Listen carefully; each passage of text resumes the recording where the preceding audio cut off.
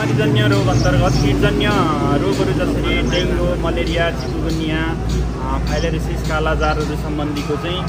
नियन्त्रणको लागि त्यो रोगहरू सार्न सक्ने सम्भावनाका लामखुट्टेहरूको लार्भा उत्पादनलाई नष्ट गर्ने तथा नियन्त्रण गर्ने, तिनीहरूको वासस्थान खोजी गरी लार्भा नष्ट गर्ने कार्यक्रम हो। विगत समयमा चाहिँ हामी विषादी छर्किने कार्यक्रम गर्दैछौँ र जुन विषादीले चाहिँ मानव समुदाय तथा जीवित जीवजन्तुहरूलाई चाहिँ एउटा असर गर्ने भएकोले गर्दाखेरि उक्त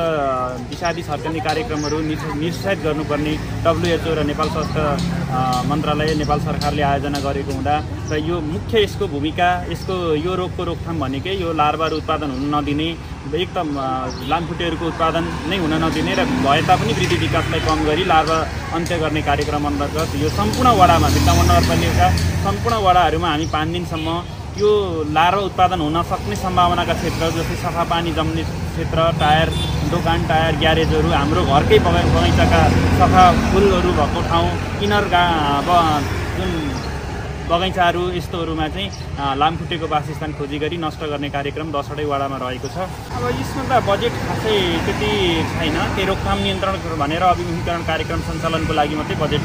छुट्याइएको छ। अहिले विषादी छर्किने कार्यक्रम अन्तर्गत बजेट छैन। यसको बजेट त्यत्रो लाग्ने पनि सम्भावना छैन, किन भन्दा हामीले हाम्रै घर बगैँचाको सफा पानी जम्ने ठाउँहरूलाई चाहिँ निरुत्साहित गऱ्यौँ, निर्मलीकरण गऱ्यौँ, त्यहाँबाट चाहिँ हटायौँ भने र यो टोटल अरू सामुदायिक क्षेत्रमा भएका जुन पनि पानी जम्ने समस्या खाल्डाखुल्डीहरूलाई चाहिँ पुर्यौँ भने यो नै उपयुक्त रूपमा चाहिँ यो रोकथामको अवस्था भएकोले र बजेट त्यत्रो छुट्याइराख्नुपर्ने अवस्था देखिँदैन। विषादी छर्कन जस्तो यसको लागि चाहिँ रोकथाममा बजेटको आवश्यक पर्दैन र सानो बजेटले पनि हामी घर घरबाटै यो उन्मूलन गर्न सक्छौँ। सर्वसाधारण चाहिँ वित्तमण्डलले अघिल्ला वर्षहरूमा धुवा लगाउने, विषादी छर्किने आदि गरेका कारण त्यही खोजी गरिरहेको पाइन्छ। अब यो चाहिँ कतिको हानिकारक भएर छोडेको भित्तावन नगरपालिका, यसका विषयमा चाहिँ जानकारी गराइदिन थोरै। अघि पनि मैले भनिसकेँ कि जीवित प्राणी, जबकि हामी कुनै पनि जीवित प्राणीलाई नष्ट गर्नको लागि हामी जैविक विषादीहरू प्रयोग गर्छौँ भने त्यसले त्यो सँगसँगै अन्य जीवित किरा फट्याङ्ग्रा, जीवित प्राणीहरूलाई असर गर्छ। त्यसको सँगसँगै मानव जीवनलाई पनि ठुलो असर पर्ने भएकोले यो विषादी छर्किने कार्यक्रमलाई चाहिँ